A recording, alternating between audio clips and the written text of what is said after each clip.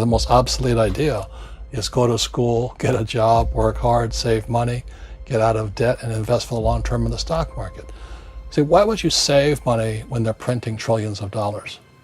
The gap between the 1% and 99% is massive. You see, it's not just money. You have to step back and look at the bigger picture. So what do you do? In every one of us is a poor person.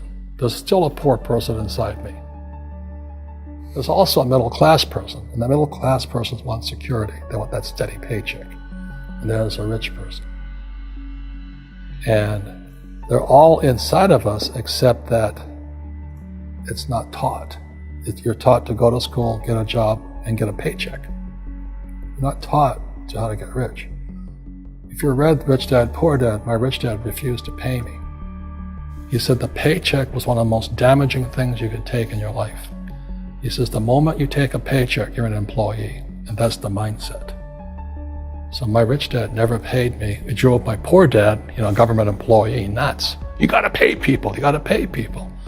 And rich dad was not saying that the paycheck was bad. He says you didn't want to be a slave to money.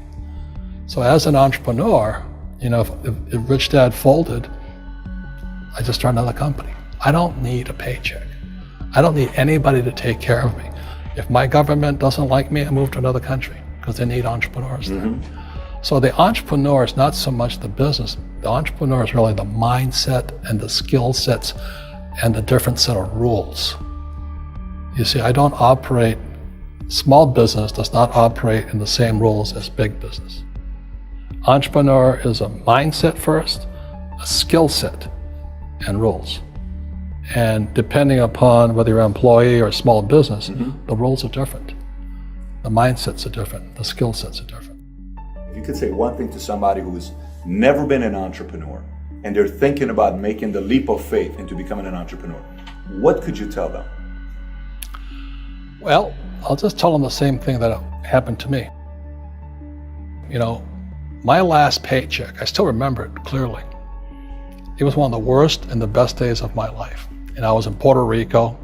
I was working for Xerox, and my boss gave me it wasn't a paycheck, it was a bonus check. I think it was about $30,000, taxable. It's the only problem with that.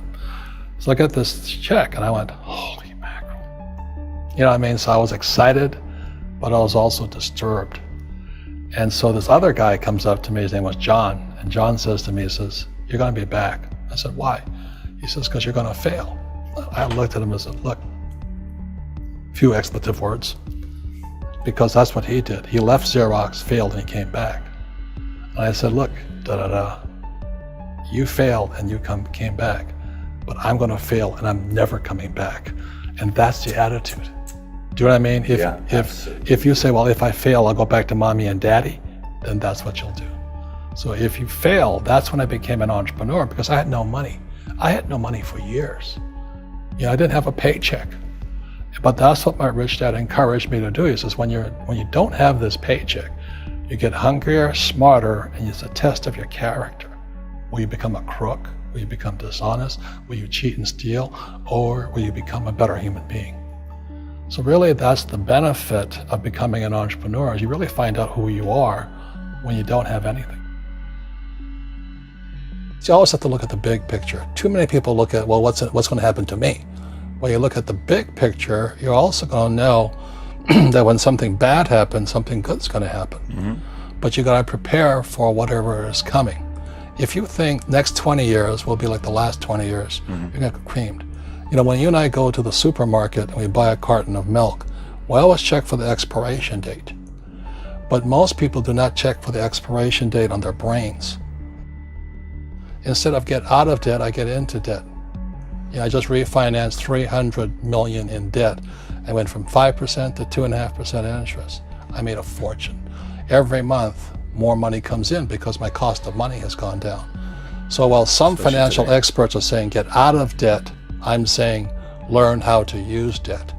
See, when I came back from in Vietnam in January of '73, the first thing my rich dad said to me was go to school to learn how to invest in real estate. It wasn't real estate, it was how to use debt and taxes.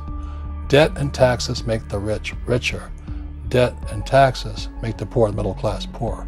So all the rich guys who are doctors and lawyers or, those guys, they're getting creamed and they don't know why. Doctors are getting creamed. Oh yeah, they make it more money, but the take home is less. Sure. My doctor just yelled at me. He's happy. He says, "Oh, guess what? I finally made $1 million." And I said, "Yeah, this was just 3 weeks ago." And so I said, "Yeah, well, how much you pay in tax?" He says, $750,000 in taxes. So his net was about $400,000. That's not bad. But when I make $1 million, I keep $1 million. And the reason is because I don't make it by working for money. See, if you work for money, you're taxed. So that's why lesson number 1 in Rich Dad Poor Dad is the rich don't work for money. What we do instead is we create businesses as entrepreneurs. We acquire real estate. I don't invest in the stock market. Okay? So the reason is because as entrepreneurs, I have more control over my income, how much I make, and how much I pay in taxes. And because I'm an entrepreneur as well as an investor in real estate, I pay 0 tax. So every time I make, let's say, $1 million as an entrepreneur, I immediately invested in real estate. I have a 4-to-1 step up.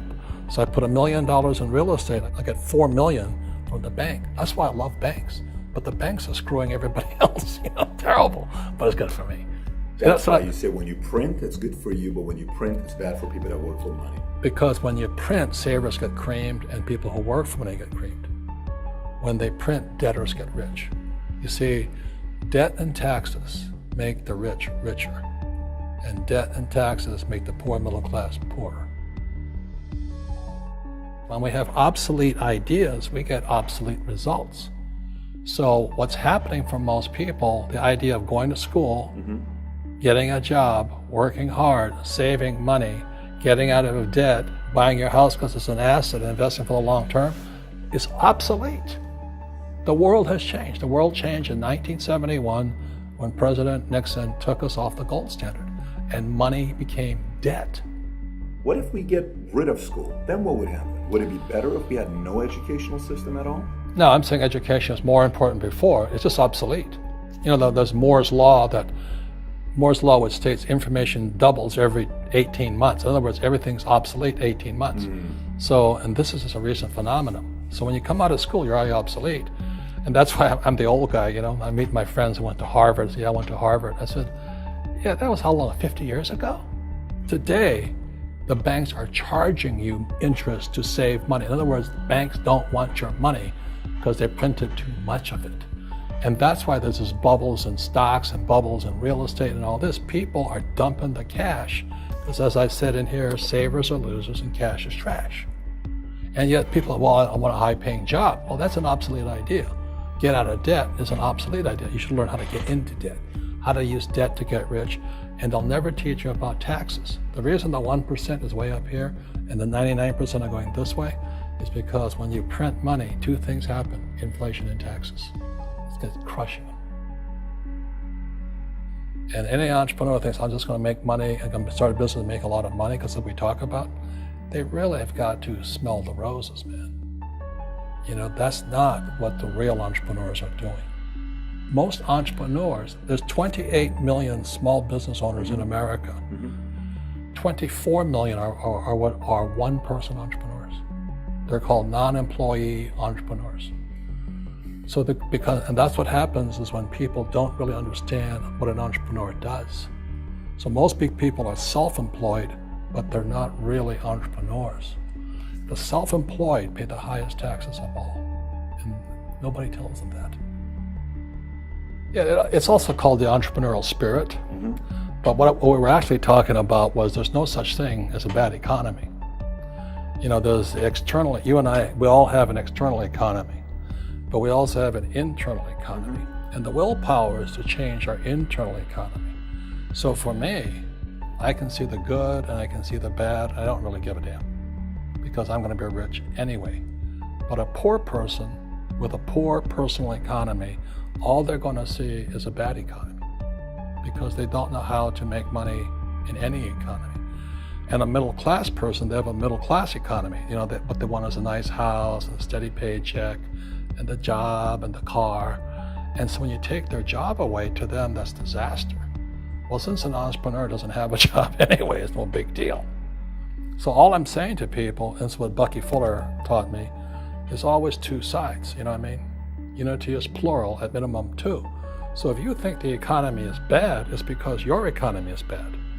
If you think that steady, employment is important, then you'll see an economy without jobs.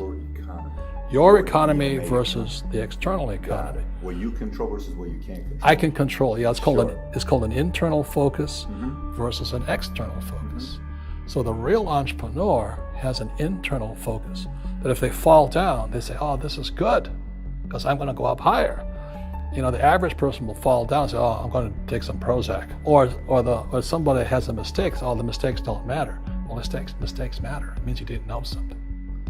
But a real entrepreneur, whether they fall down, they always can go up. They can stand back up and go higher. And no matter what happens to them, they get stronger and better and smarter and happier. But a person with a weak internal mindset is that they're so afraid of what happens, it generally happens. Like, people who are afraid of losing their jobs, they generally lose their jobs. You know what I mean? Yeah. So everything comes through you. Yeah, so the entrepreneur first job is to control inside here, not outside there.